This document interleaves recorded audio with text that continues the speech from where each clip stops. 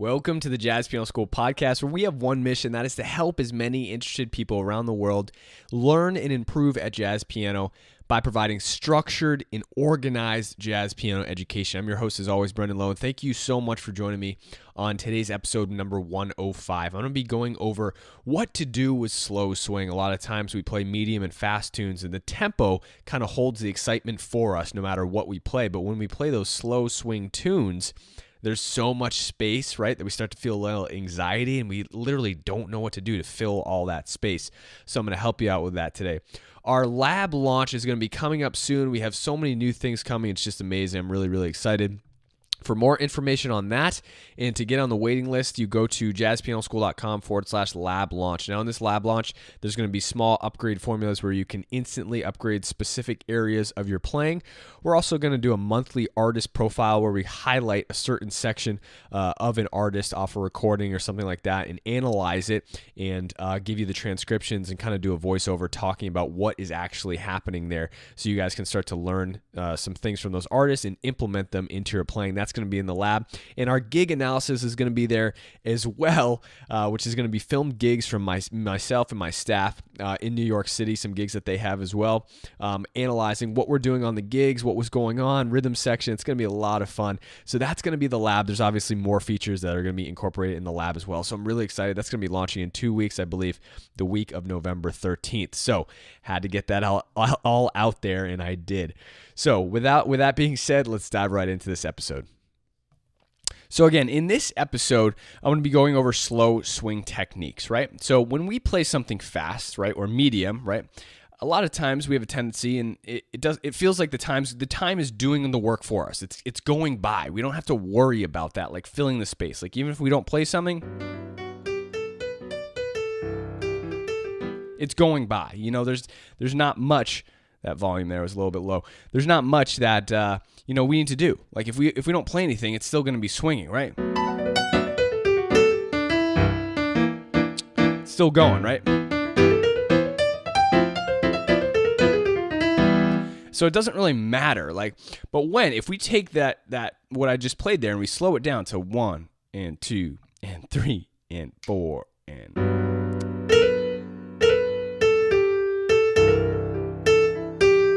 right, some people are like, oh, right, you start to get that feeling inside of you. It's just like, oh my God, this is like dreadfully slow. Like, what in the world do we do with this, right?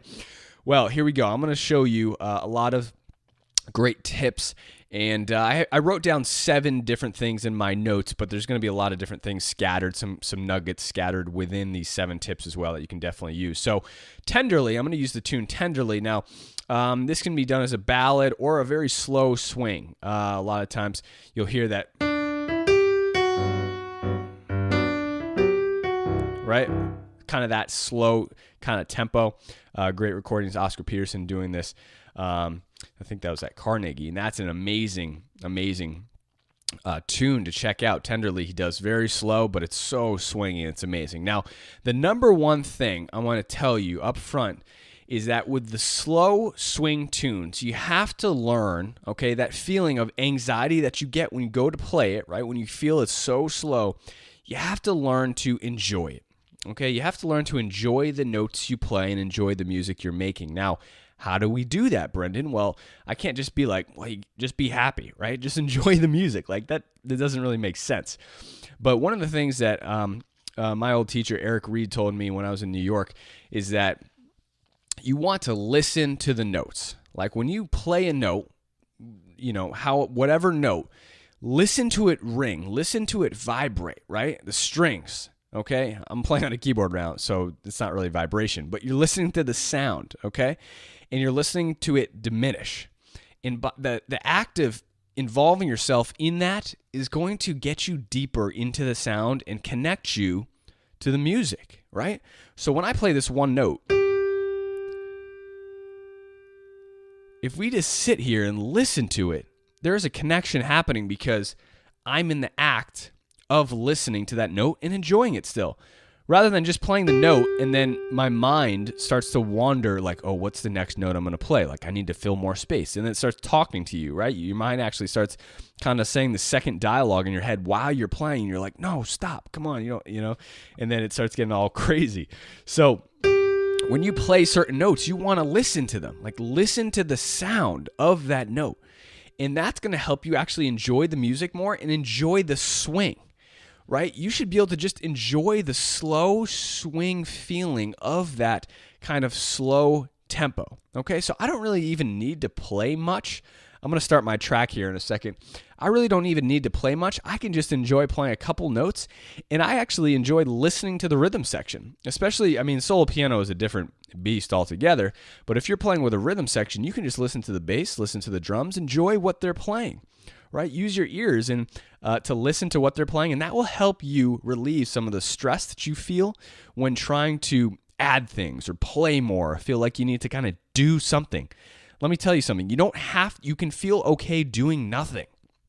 It's okay to not do much. That's going to sound better, right? So be okay with that. Like, I'm giving you permission. It's okay to not do much and not play a lot. Just enjoy the couple of notes that you do play, okay? So let me get my track started here, and I'm going to give you a little sample of just me enjoying the swing, playing nice and simple. Okay, here we go.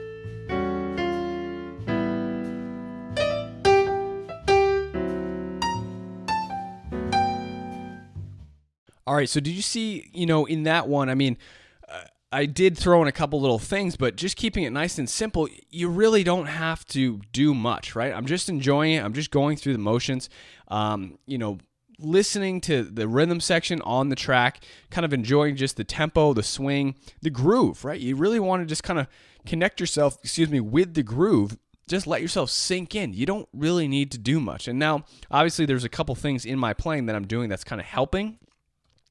It's helping them move the solo and the improv along, and that kind of leads me to my next point, is that we don't want to just play eighth notes, okay? A lot of people, beginners and even intermediate players, will just play eighth notes, right? Eighth note lines, so it'll sound like this, right?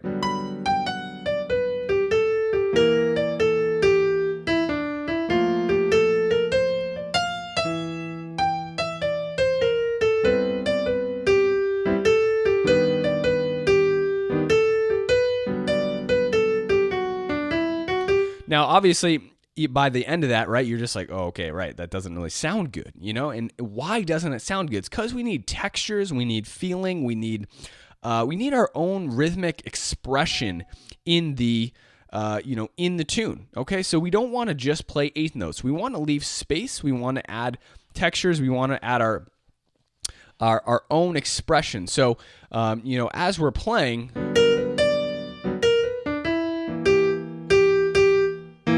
So motifs are going to really help break up the kind of monotony of just playing eighth notes, constant eighth note lines. So like on that first line I played there.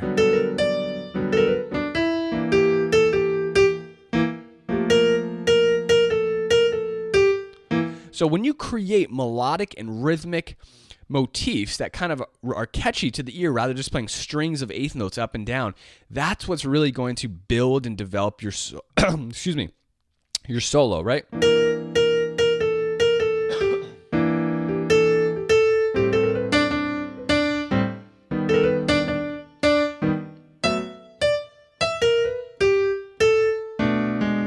So again, leaving that little space for your left hand. But if I were just playing eighth note lines, it's not going to sound good, right? You don't want to just focus on your right hand. You want to focus on both hands interacting, first of all. And by creating motifs in your right hand, it's going to allow your left hand time to add its, add its say into the conversation as well, right?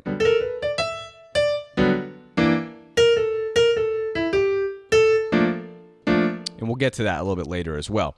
But again, don't just play all eighth notes, okay? Number 3, so kind of tying into the last part, rhythmic content, right? A lot of the times, maybe in that first solo I took, right? Right? Right? We want all different types of rhythms. We want triplets, we want 16th notes, we want different types of trills, right? We want eighth notes with a 16th note. Right? Right? Stuff like this. These little tiny textures, right? All those little small things, I can't even express enough that they go so far in your playing. I mean, your playing might sound completely bland without that, right? We need those colors. We need those slides, those textures, right? Different 16th note trills. And that kind of the little hangbacks, right? With more quarter note triplets. Da, da, da, da, da, da. Right? So I played, let me see, what did I play? Right? So I almost turned it into a quarter note triplet. Da, da, da, beep, boo, ba, right? Da, da, da. Okay, so we want all different types of rhythms. We want holds, we want delays, right? We're trying to build a balance of all different types of rhythms.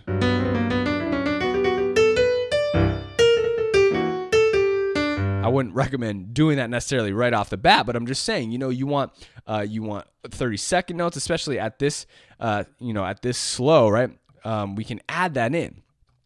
So you just want to create a nice balance. Let me do another demonstration of all, and just see if you can notice, right? Notice all the different rhythms that I'm putting in here, all the different textures, the slides, and things like that. That's really kind of adding to the entire story and the picture and development of the solo. I mean, it's so much more than just playing eighth note lines, and that's a really huge concept that you need to get into and get in the habit of adding all these different balanced types of rhythms into your playing. Okay, give me one sec here.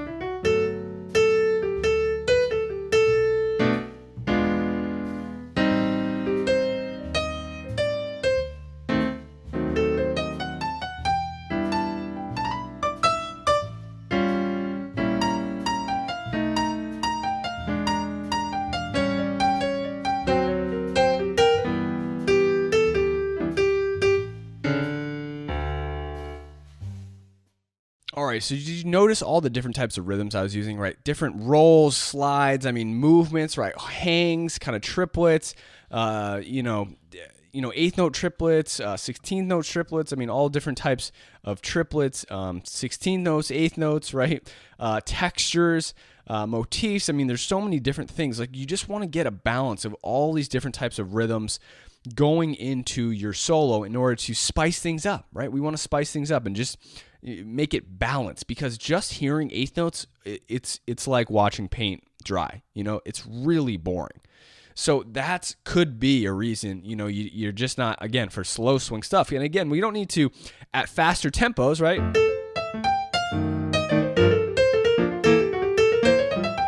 because it's fast, we can play eighth note lines, and it's like, oh, okay, that sounds pretty cool.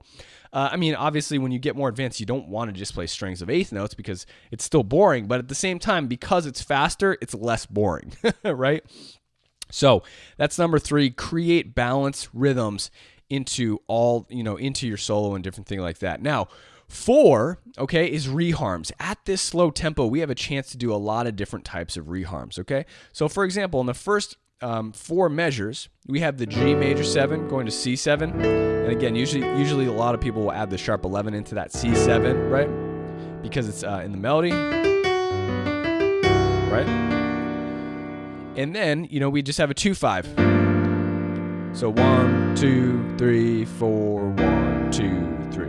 Now, what can we do here? If we're soloing, there's lots and lots of different things we can do.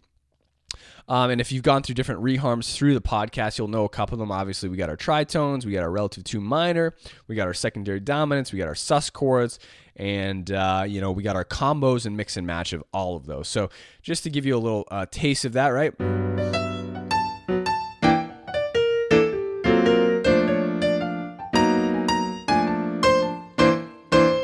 So what did I do there? I went to the G minor. I went up to A flat minor, back down to the G minor 7, C7. Okay, so just a small pivot there into the A flat. I could have gone to D flat 7, right? Just a tritone of the G minor. Right, going to that D flat 7 again. I need a rhythm section here. Right, and then before going to the C7. So with these different types of things, you can add reharms all over the place. In the let me see, the 4th system down, right? We got E minor 7 going to A7. I usually add an A7 sus there, right? And then resolve, or sometimes I don't even resolve. And then a lot of times I love to put it just a D7 for the last 2 bars of the A section. I'll just do D sus the entire time. Or maybe just like more of a D pedal, right? This is a D sus here. So we got our E minor.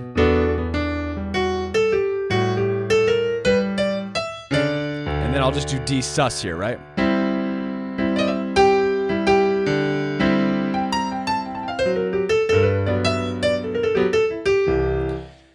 And that's like all those small things are reharms, right? We're adding that D sus in for 2 bars. So essentially we're taking the A minor out. We're just doing D7. You can resolve it to D7 if you want, or you can go to D sus flat 13, D7 if you want, flat 9, whatever you want. It's up to you. But again, those reharms are really, really nice to do, and they're going to add a lot of different kind of movements. They're going to give you movements to add in so you don't feel just like you just need to stay on one measure, right? When you have movements to go to, you're going to create more flow and space. And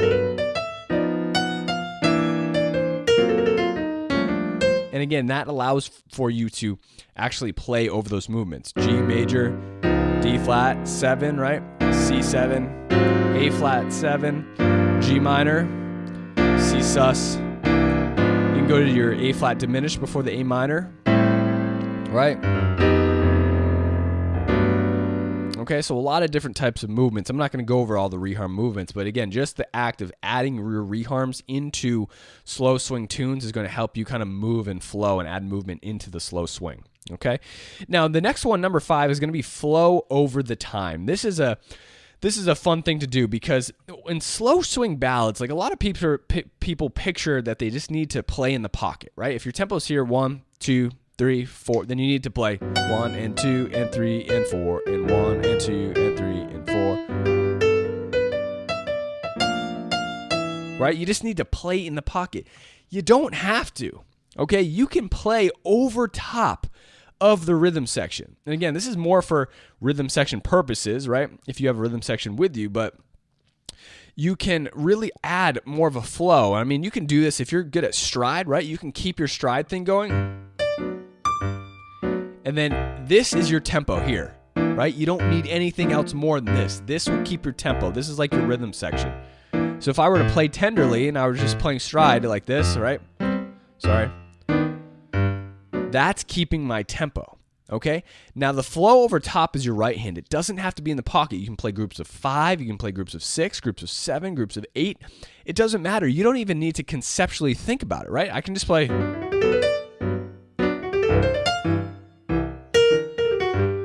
And then I go back into the pocket.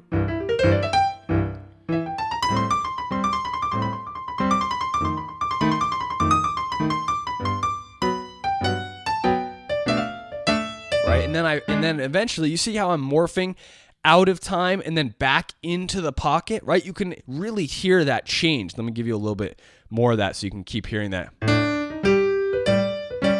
Right? This is the pocket. Sorry.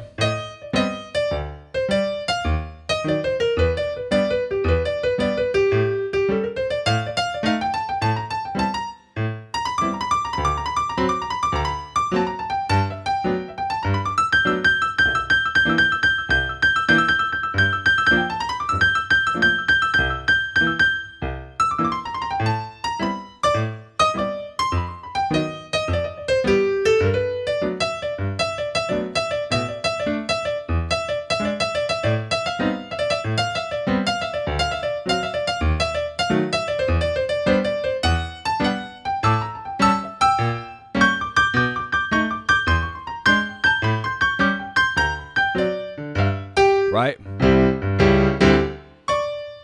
So again, the movement is over top. Obviously with stride, it's going to be a lot harder because your left hand has to stay stable. But if I were to do that with the track, right, the drums and the rhythm section stay the same, and I'm just playing over top of it. Okay, let me give you an example with the track here real quick, just so you can hear that. And again, those textures, the movements, are textures, right? You don't have to worry about the tempo. You just have to kind of, well, you do have to kind of worry about the tempo. You have to worry about falling back into place in the correct spot. But again, just listen to the bass and drums, listen to where you are, kind of move back and forth, shift back and forth over time. You actually have to worry less because you're not in the pocket anymore, right? All right, here we go. Let me get the setup here real quick. All right.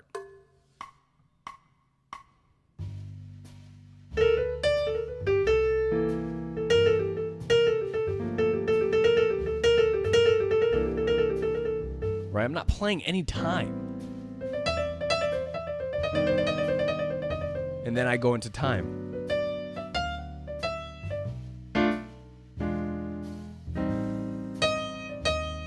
Here's my time again.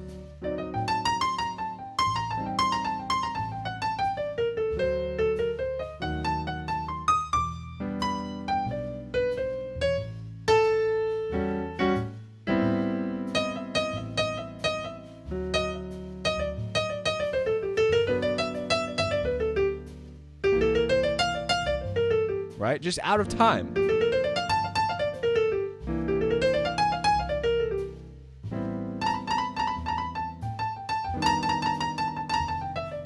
I'm thinking more textures here.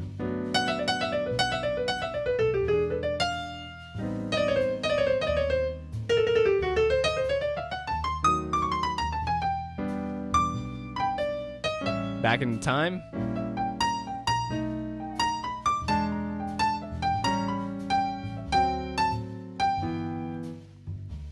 All right, so you could see how I was moving back and forth with time, right? You don't have to worry about staying in the pocket and swinging all the time. That's going to give you more freedom.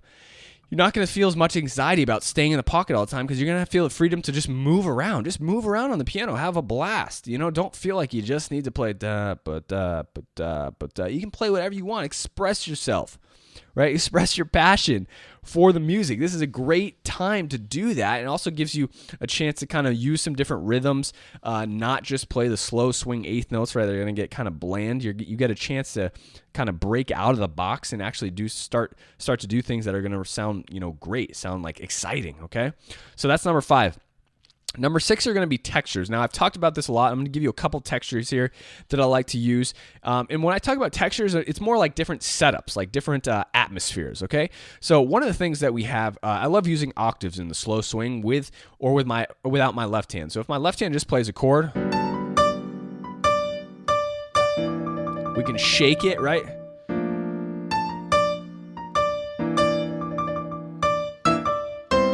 So movement with octaves, that's a really fun texture to do. Now you can combine this with your left hand. You can shake both hands, right? You can double up your rhythms here.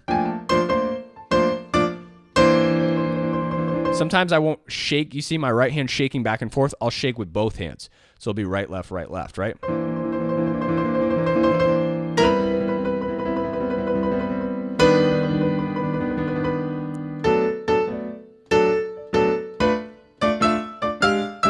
can solo, right, with your octaves. So a lot of great textures happening with octaves there, okay? The other nice thing that I like to do, I call this the Bill Evans, is using one note lines, but doubled up rhythmically with your left hand, right? So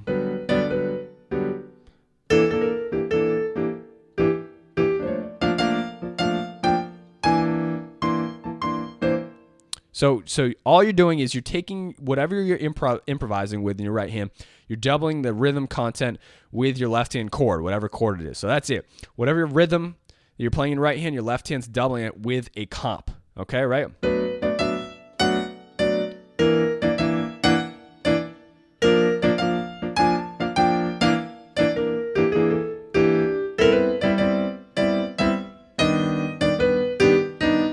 So whatever it is, okay? So that's a really great one. The other cool thing about that is if you do like a double time feel, it sounds really cool as well. So if we got this, right? A 1, 2, 3, 4. And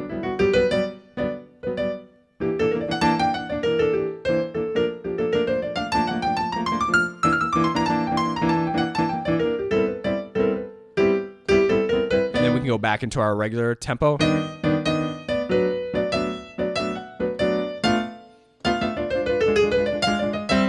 Now your left hand, granted, like it's got to go fast, right? With that double time, like I'm kind of doing a little struggle to get that. It's not going to be clear all the time, but it gives that texture.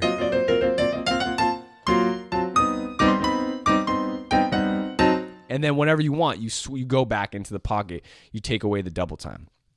Okay, so those are some cool textures. Again, I think a lot of times you guys in the last examples you heard me use the slides, right? 3-note slides are really cool.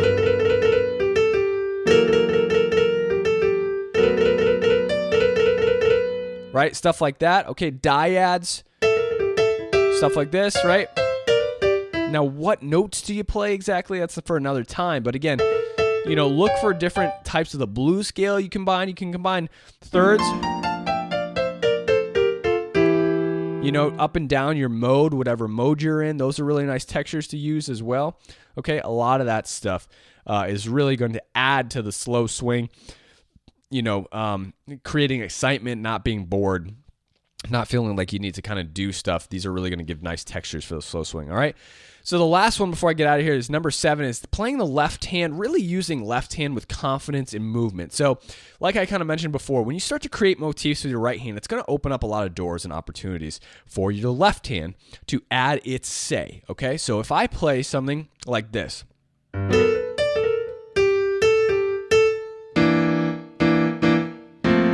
Right? So that little line there, it allowed my left hand to actually, say something, like get in a rhythmic comp.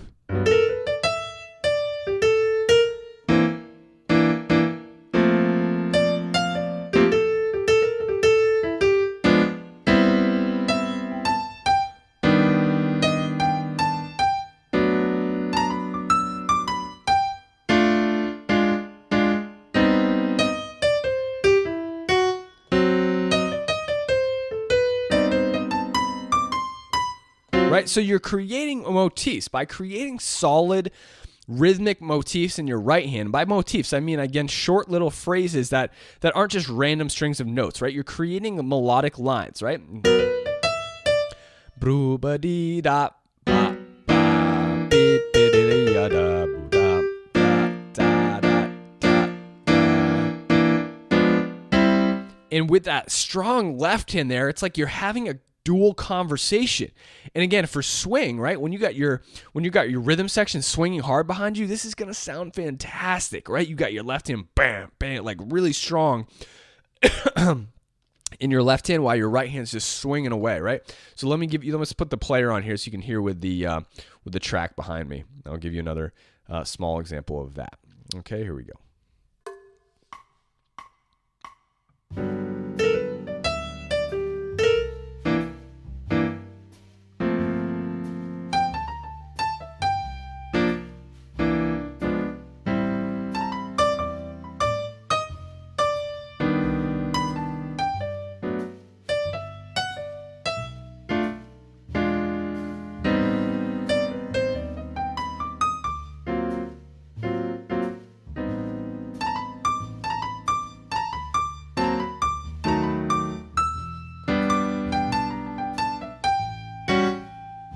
movements, right, with your extensions.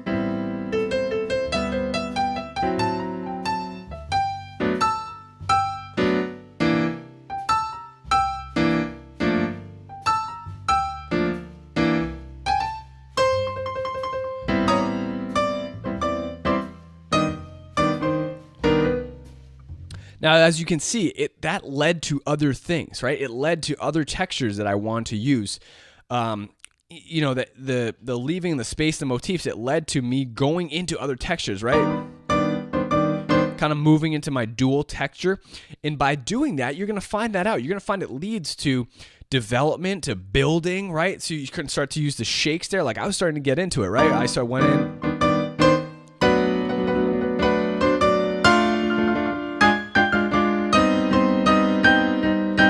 You know, it just starts building, right? So when you have these small motifs, it starts out small, right?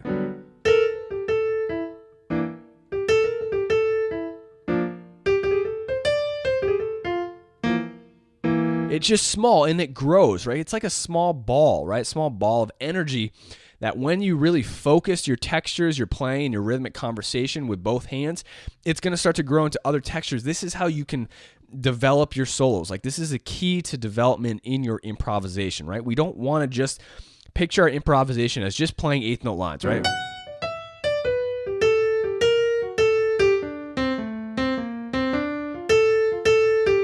You know, it doesn't have to be that. I mean, it's so much more, and that's what really creates just an amazing solo that's going to sound great, and it's going to feel great, and it's going to allow you to express yourself with freedom, okay? Now, the other thing I forgot to mention actually in textures, in 6 about textures is block chords, right? So there's a couple ways you can do block chords. The easy way is to take the note that you want to play, okay? Place the other chord tones below it. So if you want to play, if you're playing over a G major 7, you want to play an A, simply place the other, you're going to double the A with your left hand, okay, and play the other chord tones from within the chord in below the melody, right? So you can do this. You can actually leave the G out here. You can just play this.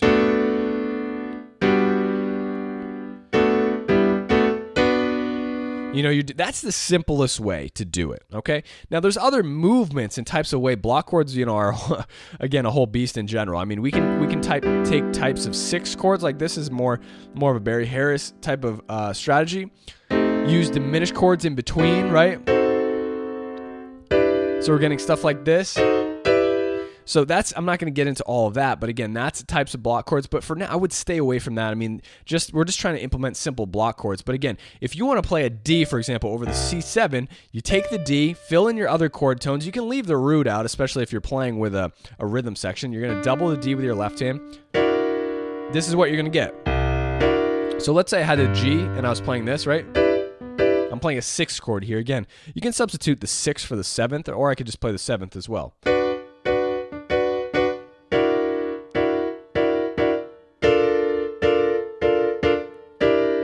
So my melody note there stayed on the D through the entire line, right? So here's my root, you know? And again, you can use your rootless voicings if you want, like some sort of rootless-ish stuff in the middle between the melody note that you've chosen, right? So I'm playing F sharp, A, B. Now I'm going to D, B flat, F sharp, E, right? I'm just playing chord tones from the chord. Again, I'm adding my sharp 11 because that's kind of the sound and atmosphere the melody gives. Here's my bass note. And then I went to a G minor rootless voicing, right? And I'm doubling my octave of the melody note here, right? I can even invert this. And when I do inversions, I like to roll up in my left hand, right? Now stuff like this, like when I went from here to the C, right? You can add that B flat in there, but this can be more of a passing tone. Anytime you're not on a chord tone, you can kind of add in some of the chord tones. You don't have to get them all in, but, right? You hear that? So again, what I'm doing here is using more of a passing tone of a D minor 7-ish on the C chord. See that? So again, there's not, you know, without studying block chords fully, because that's a whole other thing. This is an easy way to start doing it. So I went to my G minor 7, and again, then to C7, right? So just the D on the top, E, G, B flat. So we're just filling with chord tones if you want to do some sort of block chord stuff, right? That's the easiest way to do it. And again, on the A minor, we can go to the 9 here. I'm playing an A minor rootless voicing. I'm doubling my octave down here. This is a very nice sound. And then I just simply move to more of an A minor 7 chord, right? I'm rolling with my left hand. You hear that? So the 9, and then we go to our F7. So I'm still filling with chord tones, my sharp 11, 9, 7, 5, sharp 11. The other thing you can do is half-step block chords. So if I'm taking this block chord on chord tones, right, stuff like this, right. Anytime you have like a chord tone, you can approach it, you know, from the half-step below into the block chord, so you can get maybe this, you know, stuff like that. But again, that's going a little further with block chords. I won't get into that. So again, those are the textures for slow swing chords. Again, no practice exercises here. You're just going to work on these textures, work on the textures that I've given you, right? And try and enjoy the swing. Don't play all eighth notes, okay? Really try and create a balance of rhythms, right? All different types of rhythms you want to get in there. We want to kind of add some reharms in there if we can, to add some more movement that we can play over as well. Flowing over the time, right? Let the rhythm section keep the time, or your stride if you're playing solo piano maybe. And you can, you know, just flow over top. Another nice thing is just pulsing, right? You know, however you want to do that. You can just pulse your left hand, more of the Errol Garner style, right?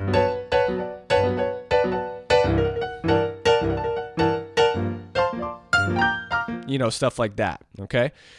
Textures, that was enough. That was a texture in itself, is more the Errol Garner style. Octaves, okay, block chords. The Bill Evans thing, movement with octaves, a lot of different textures. The slides, right, different types of slides. And then finally, having a conversation with your left hand, making sure your left hand is, you know, your right hand is creating motifs in space to allow your left hand to talk, okay? So make your right hand create small rhythmic phrases and melodic phrases that say a sentence, and then allow your left hand to talk, right?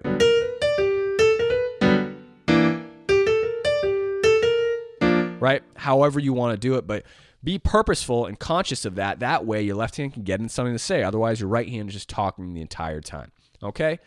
Hope you guys enjoyed this episode, number 105. Again, I'll let you know about the lab launch. I'm super excited for that.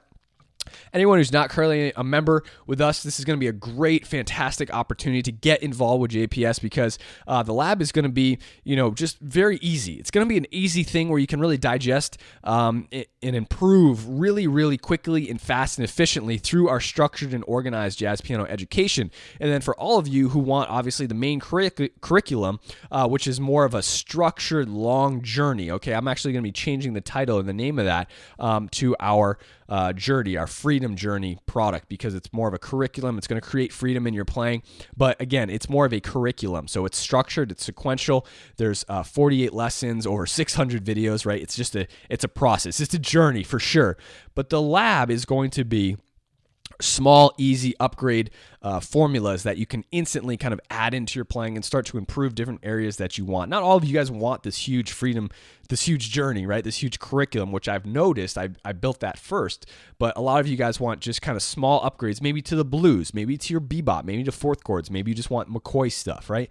Maybe you want Herbie stuff. Maybe you need two-hand voicing strategies. Maybe you need left-hand bass note walking, right? Maybe you need stride upgrade. No matter what it is, those small upgrade topics in specific areas, they're going to be upgrade formulas to focus on each and every concept and component of Jazz Piano School. And the greatest part about it is they all fit together, right? I'm relating them to all the different types of upgrade formulas that are already in the course. So it's not like completely random. You know, in one upgrade formula, I'll say, oh, this is going to connect to this upgrade formula. So use these together, right? They're going to be packages. So it's really kind of like connecting the dots for you. It's not going to leave you hopeless and kind of just wandering around in the dark, which I hate, because that's what I had in my jazz education. I just was going all over the place, picking and pulling different parts. It was like being in a junkyard, right? Trying to build a car, just picking stuff out of a out of a pile of heap, right, of trash. But that is not what I want for you guys, and that's my goal. That's my mission with Jazz Piano School, because that's what I had, and I never want to give you guys unorganized or unstructured jazz piano education, because I don't believe that leads to success or happiness within your playing. So went off on a rant there. Don't know why, but hey, that's what these podcasts are for, right? So hope you guys enjoyed that. I will talk to you next time, and happy practicing.